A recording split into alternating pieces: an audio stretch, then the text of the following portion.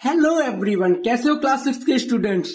आप देख रहे हैं मास्टर जी यूट्यूब चैनल और मैं इस चैनल पर लेकर आता हूं फिजिक्स से रिलेटेड वीडियोस जिसमें हम डिस्कस करते हैं सारे टॉपिक्स को, कॉन्सेप्चुअली, और साथ ही डिस्कस करते हैं क्वेश्चन आंसर्स भी। अगर आप फिजिक्स को बहुत अच्छे से सीखना चाहते हो तो मेरे साथ इस वीडियो में बने रहे।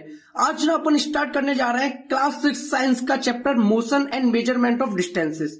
ठीक है, ये एक फिजिक्स का पार्ट है। जैसा आप जानते होंगे बच्चों के साइंस के अंदर 3 पार्ट होते हैं, फिजिक्स, केमिस्ट्री, बायोलॉजी।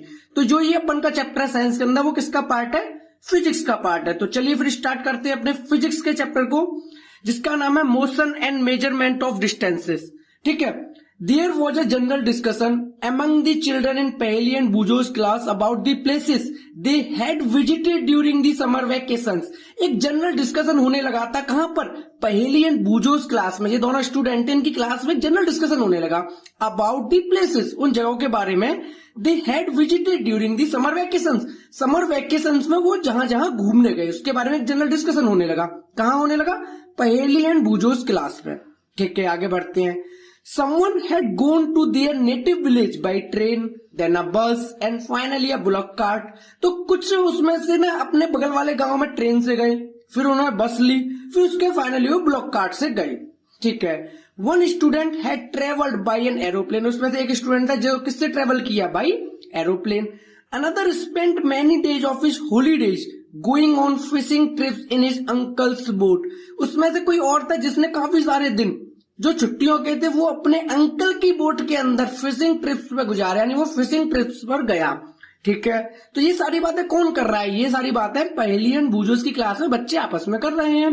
ठीक है, the teacher then asked them to read newspaper article that mentioned about small wheeled vehicles that moved on the soil of Mars and conducted experiments. तो जो टीचर ने उनसे बोला कि भाई आपने न्यूज़पेपर आर्टिकल्स पढ़ो जिसमें कि मेंशन किया गया था। क्या मेंशन किया गया था? अबाउट स्मॉल व्हील्ड व्हीकल्स, कुछ छोटे व्हीकल्स होंगे। ठीक है, that moved on the soil of Mars, जो मार्स की सॉइल पर चलाए गए। एंड कंडक्टेड एक्सपेरिमेंट, कुछ एक्सपेरिमेंट किया गया। ठीक है, तो जो मार्स की सॉइल पर कुछ व्हीकल्स को चलाया गया जो कि स्मॉल व्हील्ड थे, मतलब छोटे छोटे पहिए होंगे उसमें, उन व्हीकल्स को कहां चलाया गया? मार्स की सोइल पर चलाया गया टू कंडक्ट एक्सपेरिमेंट, कुछ एक्सपेरिमेंट्स करने होंगे। ठीक है, these vehicles were taken by spacecraft all the way to Mars. जो ये व्हीकल्स थे जो कि मार्स की सोइल पर चलाए गए, ये किससे ले जाए गए? ये स्पेसक्राफ्ट से ले जाए गए मार्स तक। ठीक है भाई, आगे बढ़ते हैं। Meanwhile Paheli had been reading stories about ancient India and wanted to know how people travelled from one place to another in earlier times. जो पहेली थी वो कुछ स्टोरीज पढ़ रही थी एंशिएंट इंडिया की, पुराने टाइम की। तो जानना चाहती थी कि जो ये पीपल्स हैं, हाउ पीपल ट्रेवल्ड, कैसे ट्रेवल करते थे from one place to another in earlier times, यानी पहले के टाइम में ये लोग कैसे जाया करते थे एक जगह से दूसरी जगह। क्लियर है? क्योंकि उसके मन में ये भी आगे इस आर्टिकल को देख के कि भाई जो ये स्पेस क्राफ्ट है वो लेकर गया था इन व्हील्स को, तो कैसे ले गया, मतलब पहले लोग कैसे चलते होंगे। तो पहले के दिमाग में क्या आया कि यार पुराने टाइम में लोगों को मान लो एक जगह से दूसरी जगह जाना है तो कैसे जाया करते थे। ठीक है, तो इसीलिए आपकी हमारी शुरू होती है स्टोरी ऑफ ट्रांसपोर्ट, कि जो ट्रांसपोर्ट होता है उसकी क्या स्टोरी रही है। ठीक है, स्टार्ट करते हैं। Long ago people did not have any means of transport. बहुत टाइम पहले लोगों पे कोई ऐसे मीन्स ऑफ ट्रांसपोर्ट नहीं हुआ करता था। जैसे आपके पास आज बाइक है, कार है, ठीक है, हम प्लेन से भी जा सकते हैं, हमारे पास बहुत सारे मोड ऑफ ट्रांसपोर्ट है, मेट्रो से जाते हैं। लेकिन पहले के टाइम पे लोगों पे कोई भी मोड ऑफ ट्रांसपोर्ट नहीं होता था, मीन्स ऑफ ट्रांसपोर्ट नहीं होता था। ठीक है, तो लोग क्या करते थे? They used to move only on foot and carry goods on their back. वो क्या करते थे भाई? पैदल जाया करते थे। जो भी सामान होता था जो कि अपन कार की डिग्गी में डाल लेते हैं, बाइक पे रख के ले जाते हैं, वो लोग ना अपनी पीठ पे टांग के ले जाया करते थे, अपनी बैक पे टांग के ले जाया करते थे। Later they began to use animals for transportation. और बाद में जाके वो ना एनिमल्स का यूज करने लगे ट्रांसपोर्टेशन के लिए, एक जगह से दूसरी जगह जाने के लिए किसका यूज करने लगे? एनिमल्स का। ठीक है, for transport through water routes boats were formed, boats were use from ancient times. ठीक है, जो ट्रांसपोर्ट वाटर के थ्रू होता था, जो वाटर वाले जो रूट्स थे उसमें क्या होता था? बोट यूज होती थी फ्रॉम एंशिएंट टाइम्स। ठीक है, पुराने टाइम में। To begin with boats were simple logs of wood in which a hollow cavity could be made. जो बोट होती थी वो ऐसी नहीं होती थी जैसे आजकल आप देखते हो। वो बोट सिंपल होती थी, सिंपल एक लॉग होता था, लकड़ी का टुकड़ा होता था। ठीक है, later people learn to put together different pieces of wood and give shape to the boats. फिर बाद में लोगों ने सीखा कि कैसे जो वुड के पीसेस होते हैं उनको एक दूसरे के साथ रखें और एक बोट को एक शेप दी जाए। ठीक है, अब शेप कैसी दी जाए? These shapes imitated the shape of the animals living in water। जो ये शेप दी गई बोट्स को वो एकदम से नकल की गई, चीटिंग की गई। किसके साथ? जो एनिमल्स की शेप होती है जो कि वाटर के अंदर रहते हैं, यानी जो वाटर के अंदर एनिमल्स रहते हैं, तो उन्होंने उन्हीं की शेप की बोट बनाने की कोशिश की, क्योंकि उन्होंने सोचा कि जैसे ये एनिमल्स इस वाटर के अंदर घूमते हैं तो बोट भी घूम पाएगी। तो जो शेप थी वो किसकी जैसे बनाई? Imitated the shape of the animals living in water, जो कि उस वाटर के अंदर रहते थे। Recall our discussion of this streamlined shape of fish in chapters 8 and 9। जो ये डिस्कशन है शेप ऑफ फिश के बारे में वो चैप्टर 8 और 9 में आप लोग पढ़ चुके होंगे। ठीक है, तो आगे बढ़ते हैं। Invention of the wheel made a great change in mode of transport. जब व्हील का इन्वेंशन हुआ तो एक बहुत बड़ा चेंज हुआ था मोड ऑफ ट्रांसपोर्ट में। ऑब्वियसली हुआ क्योंकि व्हील के बाद ही हमारी क्या थी, स्पीड बढ़ने लगी। कार में व्हील होते हैं, बाइक में व्हील होते हैं, ठीक है, तो फिर स्पीड बढ़नी थी। तो बाद में जाके, यानी पहले लोगों के पास कुछ नहीं था। पहले लोग किससे जाया करते थे भाई? बाई फुट जाया करते थे, पैदल जाया करते थे। फिर वो कुछ एनिमल्स का यूज करने लगे, अब उन्हें मिल गया व्हील, तो ये तो बहुत बड़ी डिस्कवरी हो गई। तो invention of wheel made a great change in mode of transport. ठीक है, तो जो व्हील आया उसके इन्वेंशन ने काफी बड़ा चेंज आया मोड ऑफ ट्रांसपोर्टेशन में। ठीक है, the design of the wheel was improve over 1000 of years. उसके बाद जो व्हील की डिजाइन थी वो भी इम्प्रूव होने लगी। ठीक है, animal were used to pull cart that moved on wheels. फिर भी वो एनिमल्स यूज किए जाने लगे उस व्हील को मूव कराने के लिए। ठीक है, पहले तो एनिमल ऐसे यूज होते होंगे बिना व्हील के, उन पर बैठ के चले जाओ, लेकिन फिर क्या होने लगा कि animal were use to pull carts. ठीक है, कार्ट्स को खींचने के लिए मूव्ड ऑन व्हील्स, जो कि किस पे मूव करती थी? व्हील्स पर। ठीक है, किसका यूज होने लगा? एनिमल्स का यूज होने लगा। क्लियर है? आगे बढ़ते हैं। Until the beginning of the 19th century people still depend on the animals, boats and ships to transport them from place to place. 19th century की बिगिनिंग तक पीपल किस पे डिपेंड थे? एनिमल्स पे, बोट्स पे, शिप्स पे, एक जगह से दूसरी जगह जाने के लिए।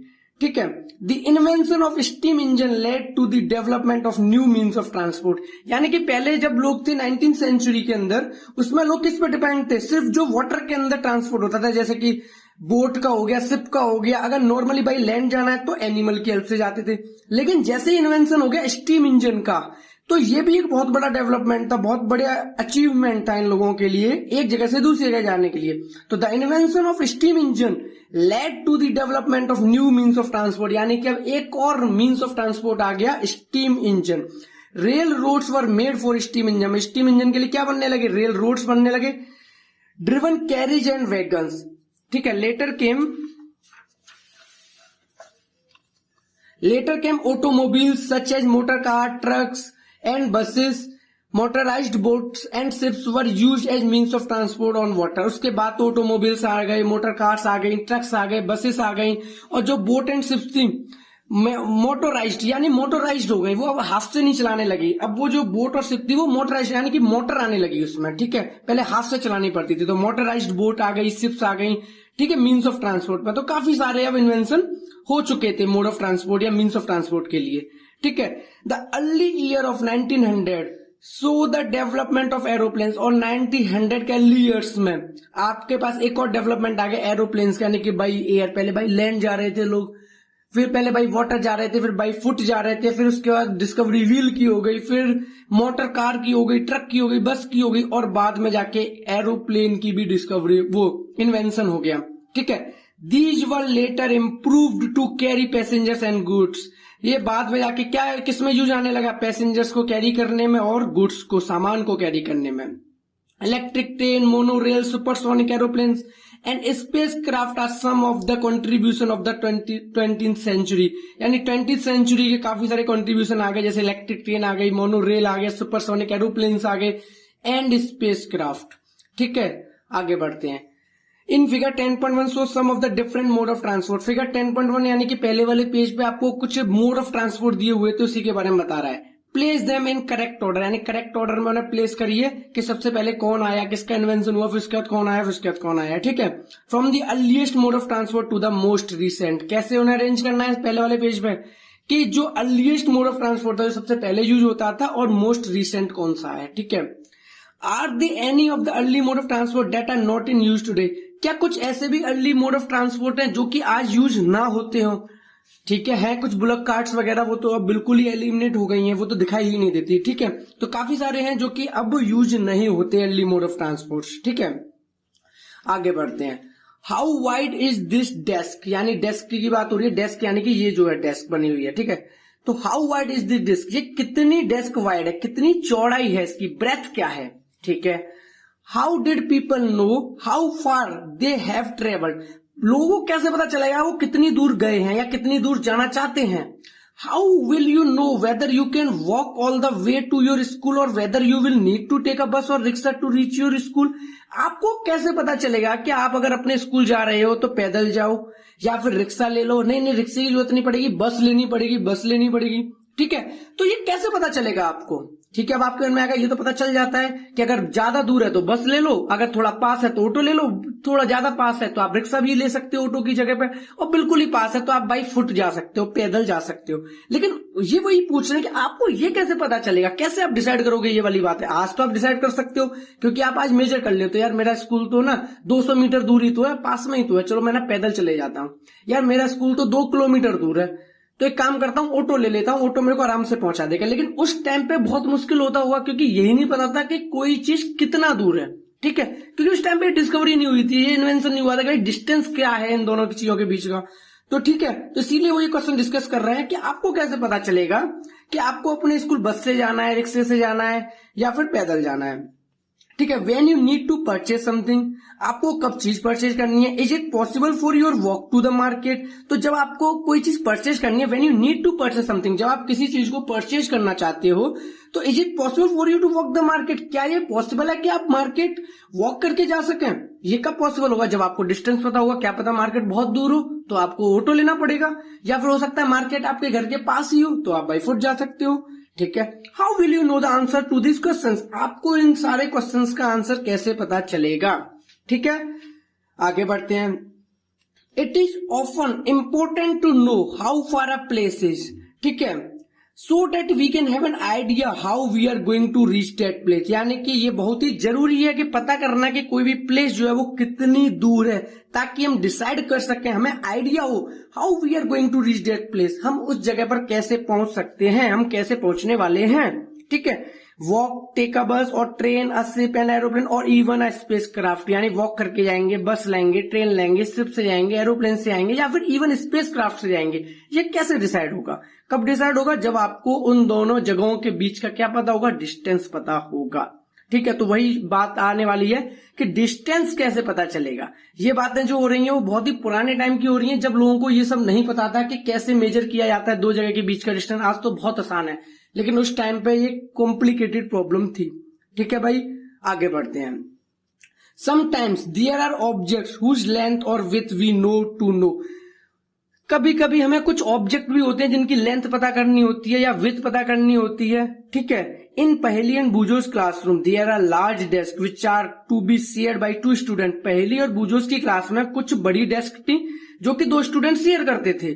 पहेली एंड बूजो शेयर 1 डेस्क, लेकिन पहेली और बूजो भी एक डेस्क शेयर करते थे, but frequently and up objecting that the other is using a larger share of the desk, यानी कि अब उसमें ये आने लगा कि कुछ लोग ऑब्जेक्शन उठाने लगे, कुछ लोगों को प्रॉब्लम हुई कि भाई जो दूसरे लोग हैं उनके पास लार्जर शेयर ऑफ डेस्क है, यानी उनकी जो डेस्क है वो लार्जर है। तो अब डिसाइड कैसे होगा कि जो पहेली और बूजो पे पहेली एंड बूजो के पास जो डेस्क है वो छोटी है और बाकी लोगों पे बड़ी है, तो ये कैसे डिसाइड कर पाएंगे हम कि जो डेस्क है वो लार्ज शेयर है या नहीं है, ठीक है। तो देखते हैं कि क्या क्या तरीके उस टाइम पे अपनाए गए पुराने टाइम पर, ठीक है।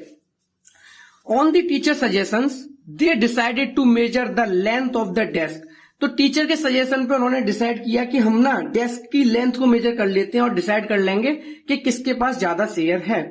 Make a mark exactly in the middle of it, आप क्या करो मिडिल में एक मार्क लगा लो exactly and draw a line to separate the 2 halfs of the desk. आप क्या करो जो डेस्क है उसके मिड में एक लाइन ड्रॉ कर लो ताकि दोनों तरफ हाफ डेस्क हो सके। Okay, both Paheli and Boojo are very fond of playing gilli and danda with their friends. ठीक है, पहेली और बूजो गिल्ली एंड डंडा खेला करते थे अपने दोस्तों के साथ। तो जो बूजो ने क्या किया, बूजो bought a set of gilli and danda with him.